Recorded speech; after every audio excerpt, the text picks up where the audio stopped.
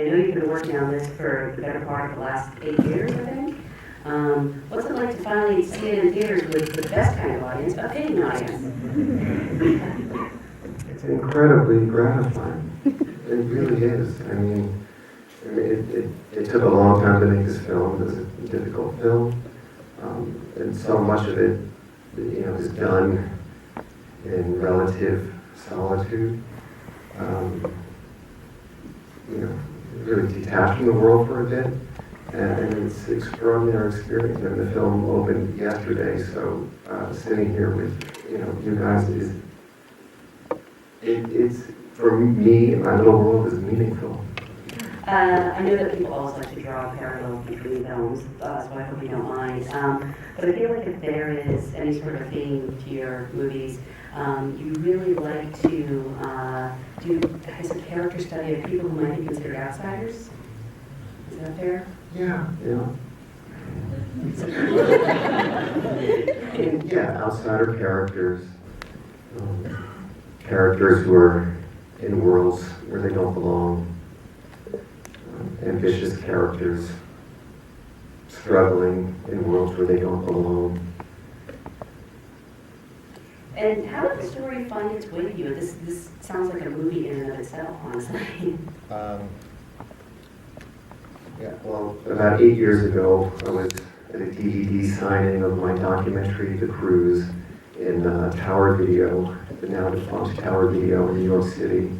A stranger approached me with an envelope with newspaper clippings about the story. I was not familiar with it when it happened. And it just captivated me. And how often does it happen to you? Do people come to you and say, hey, I have a great idea for a movie? I'm hoping it's going to happen a few times after the screening. Did anybody bring a pitch with them today? For real?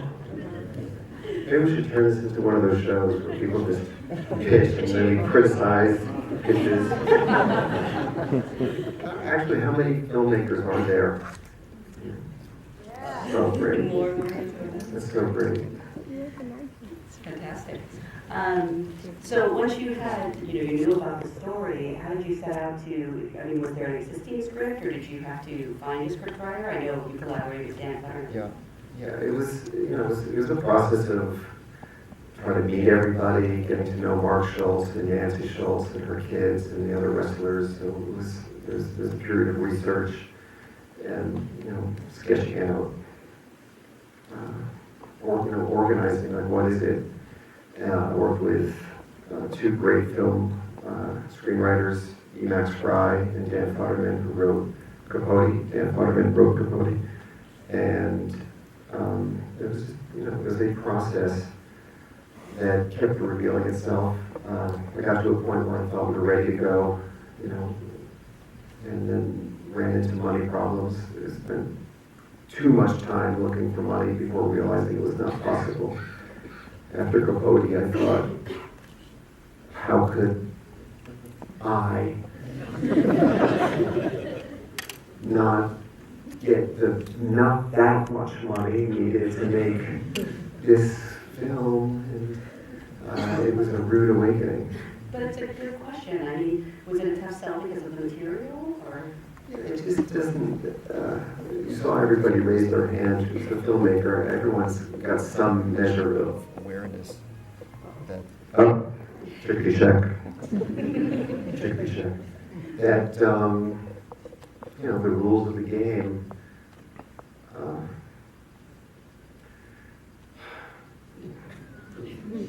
you know what I'm saying.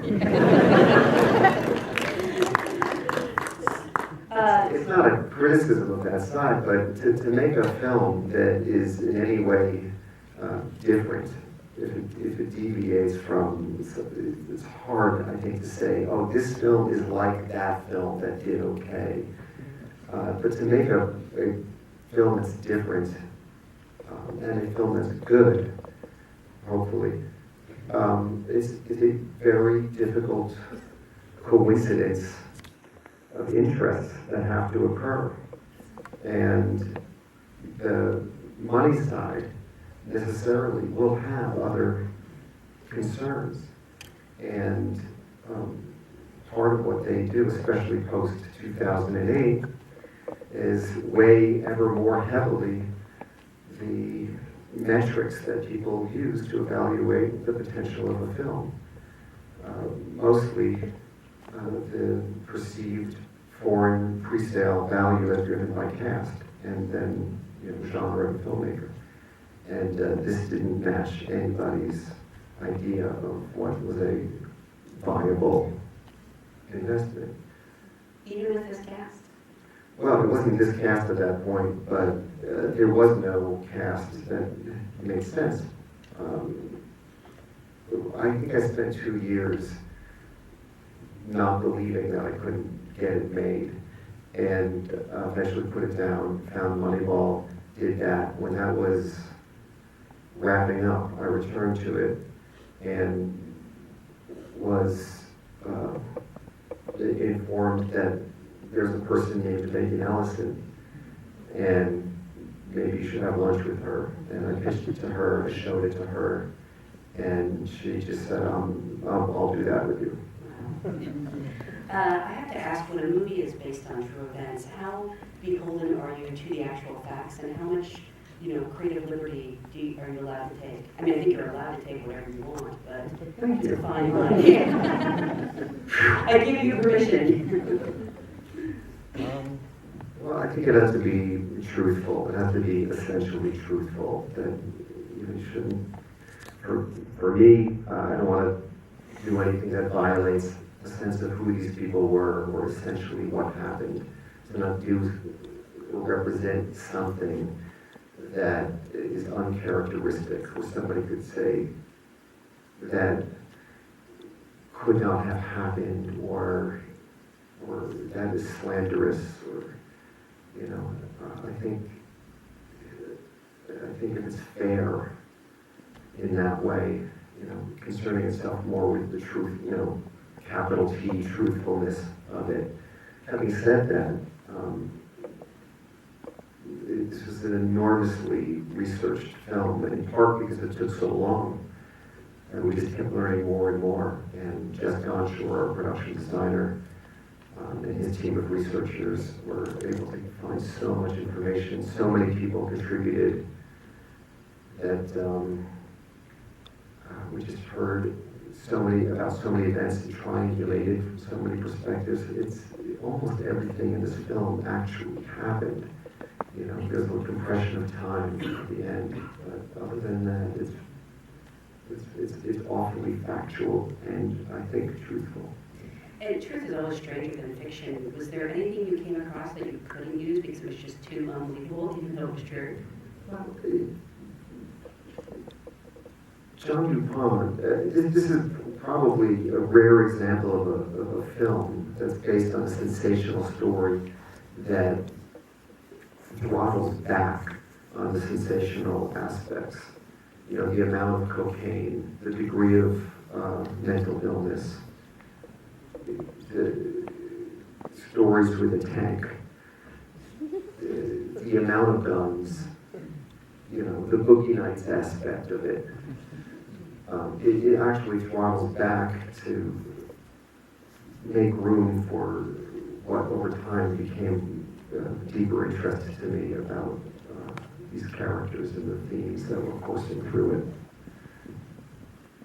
I do want to open up to questions from the audience, but I will mirror this if I don't talk about the cast briefly.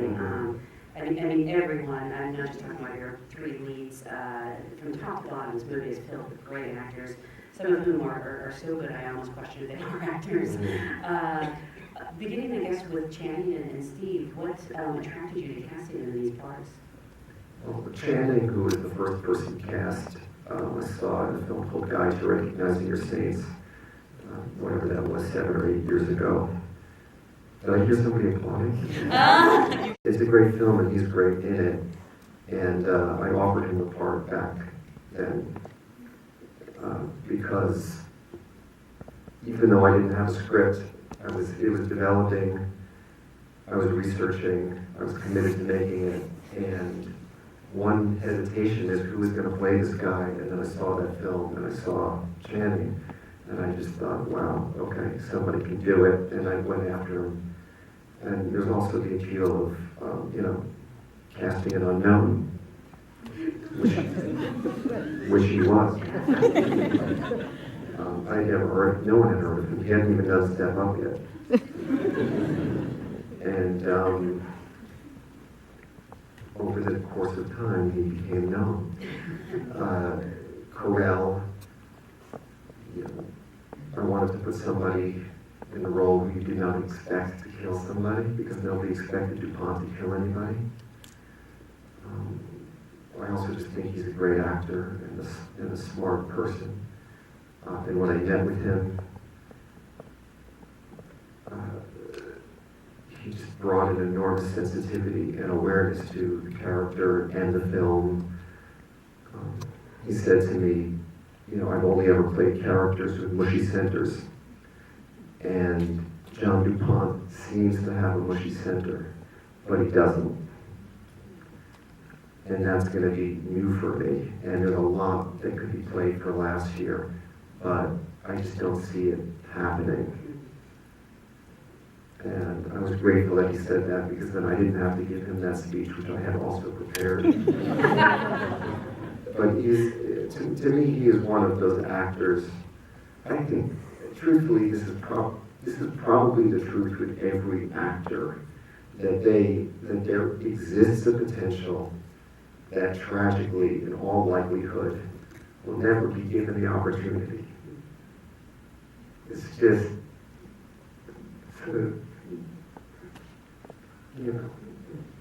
Unless they work with you. You're kind. But I mean, that could be said with, in all walks of life and everything else, but this is just one of those things that, as a comic actor, you tend to guard an aspect of yourself. There's your public persona and your private reality, and many comics, if not most, if not all but a few, do possess an incredibly twisted side. But when I spoke to him, there's none of the Steve Carrell as we know him. It was just mask off. This is how I feel about these events and the tragedy and his loneliness and what happened. And I believe it wasn't important to you that he physically mimic John DuPont and do, like a full-on imitation. Mm-hmm. You want to capture more sort of the essence of his character? Yeah, I think the peculiarities of DuPont's physicality, both what he looked like, what he spoke like, and how he carried himself, were relevant. They did come from this place, and he actually did study DuPont deeply. There was a lot of video, because DuPont made these videos about himself, and the guy who made the videos, his documentaries, gave us those documentaries. He gave us all of the raw footage that Steve could study. And he also ended up playing himself. The guy who interviews Ruffalo is the guy who made the films. So I was right, there were some non-actors. You are correct. You want to take some questions from the audience and try to get through as many as possible? Sure. Did either you or your research team actually interview DuPont? I know you interviewed the families, but did anyone actually get DuPont to talk? Question about interviewing DuPont. I never interviewed DuPont. I never met him.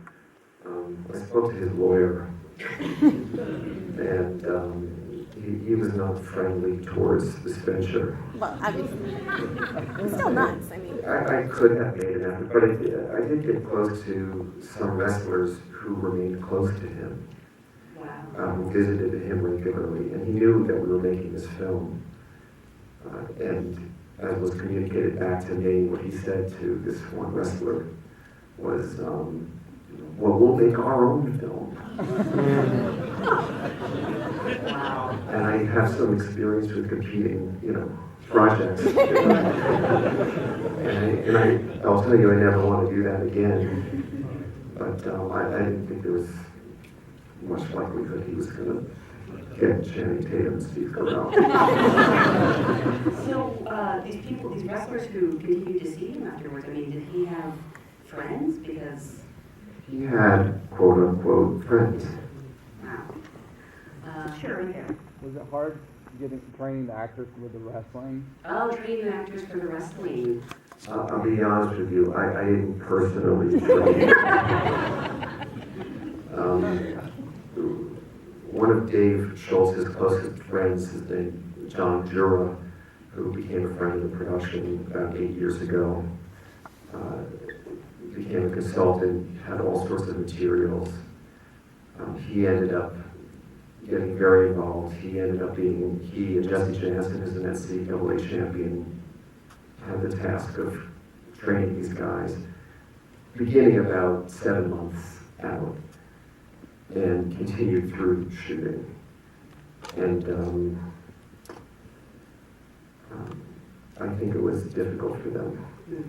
Mark Ruffalo is a high school state champion wrestler. It was easy for Mark.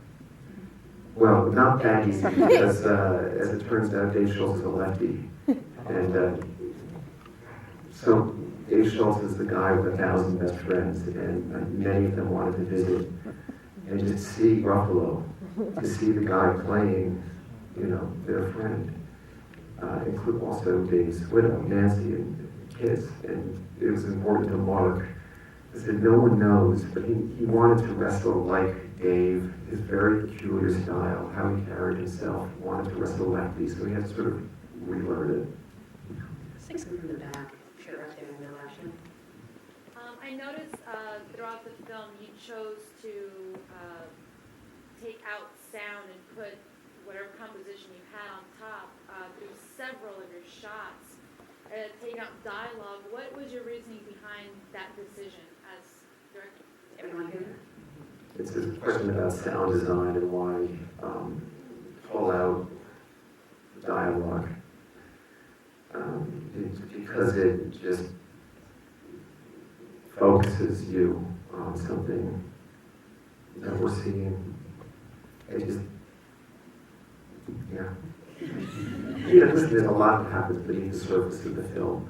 And the style of the film, which is a very austere, deliberate, controlled style, which doesn't tell the story so much as it observes it. It puts you in the brain of the film, like a consciousness, That's how it should feel if it works for you. And a little tactic like that, for me, just sensitizes you to what's happening, beneath the surface, and it sensitizes you to the behavior. Was that in the script, or did you do that in any No, design? that all comes, discovered along the way. You talked about sort of compressing the film. You compressed the last 8 years of Yeah. the '88 Olympics. Yeah. How difficult was it to throttle back on some of the more fantastical elements of, the wrestlers looking through the walls, that you thought people were climbing through the walls to get him, driving his car into the wall, things like that? Yeah. I was alluding to that earlier, was it another Q&A? John DuPont, again, this is a rare example of a film with a sensational story that throttle back. John DuPont's madness got extreme. He was really a paranoid, delusional guy. And for me, the underlying themes of the film that I wanted to focus on would quickly get overpowered and dominated by the colorfulness of many aspects had we heightened them, from the cocaine to all of the stuff with the guns to the mental instability to whatever sexual drives might have been being repressed. I think it's all there, and you could feel it, but it's a very unforgiving style to make this film, in this very austere style, and to me, a little bit A little bit goes a long way. And I did not want to turn this into, oh, it's about that, but to present the confluence of these things and to remember who, these people are. It's also easy to concentrate this erratic behavior, which was not all the time. He would do something crazy, he would act crazy, he would do something crazy, and then he would be normal, And people can say, well, he did this, and then he thought the walls were moving, and all these crazy things, but then for the next week, he's John again. So, the film alludes to it, but it doesn't, dunk you in it. Sure. Hi, really enjoyed the film. What was striking to me, and in Moneyball as well, is, I've seen a lot of movies that are directly or indirectly tied to sports, and there's just an authenticity that's striking about it. And I was wondering if you chalk this up to research, do you have a background in sports? It's just amazing. Thank you. I don't have a background in sports other than keeping stats for my high school baseball team when I was in junior high school. The math teacher was the coach. I felt very unappreciated. And I joined the AV squad. It's partially research, but it's also understanding that these sports are themselves languages, and there's a language in baseball. I was not a wrestling fan. I became a wrestling fan, but I really do like baseball, and there's a language to it. If it's 4-3, bottom of the seventh with 2 outs with a 2-2 count, that's a very particular feel. It's different than a 1-2 count and totally different than a 2-1 count. It's just a language, and if you're sensitive to it, and you don't want to neglect it. So wrestling similarly is a language and a difficult sport to shoot because there's so many bad angles. But it's also difficult because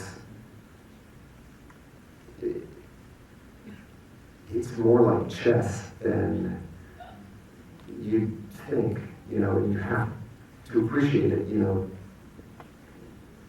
have to really know something about it, so then it becomes, well, I'm not a wrestler, but when this happens, that's expressive. When someone's someone's trying to get a gut wrench on you, and you just turn the corner, and this is not something that you're going to be able to recover from, and you're holding on even though you know it's lost, like those kinds of things. So it just becomes important, I guess. Are there any wrestlers here today? Oh, do you have a question too? Yeah. Well, he was in the movie. Oh, really? I was gonna ask, man. You always wore those wrestling shoes. I was wondering if you're gonna strap them on for the Oscars or something. I just recognized you. No one wore wrestling shoes throughout because there were mats, and I thought it was like a unity thing. we'll talk about that. Wait, how many wrestlers are there? Just out of curiosity. Wow. That's great. That's cool. It's really cool. We've time for a couple more questions. Sure, right here. Yeah. You mentioned a long research phase, and because there are so few other wrestling movies, I was just curious if you had seen either Perfect Sport or Vision Quest. Oh, a question about if you've seen other wrestling movies. I would throw in Win-Win as well. I've seen Win-Win and I've seen Vision Quest. What was the other one? Perfect Sport. Perfect I've not Sport? seen I've that. never even heard of that. Does that help you at all? I mean, when you were trying to figure out how to shoot wrestling scenes?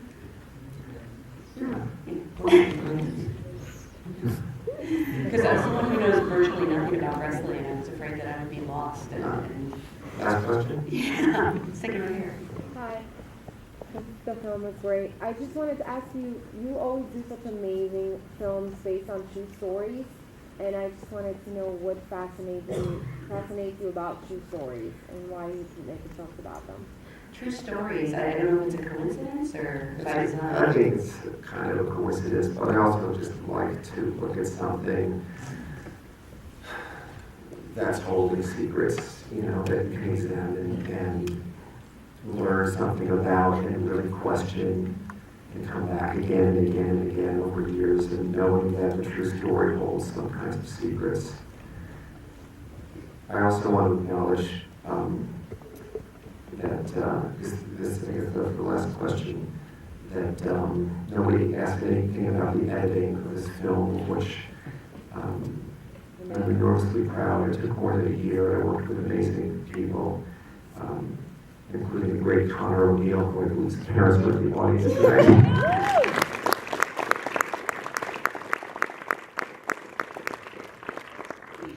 So Connor texted me. You had it for a long time, actually. Yeah. Yeah. Is that normal? You didn't I spend thought that was the last question. Well, you opened the door, counselor, so. Yeah, I mean, it took a long time by today's standards, but by, you know, movies of the 70s with Milos Forman, really, it's not going to see enough time to spend a year cutting film. I have one more quick question, which is, what's up next for you? Can you say? I have no idea. Because I have some clippings here. Well, whatever it is, I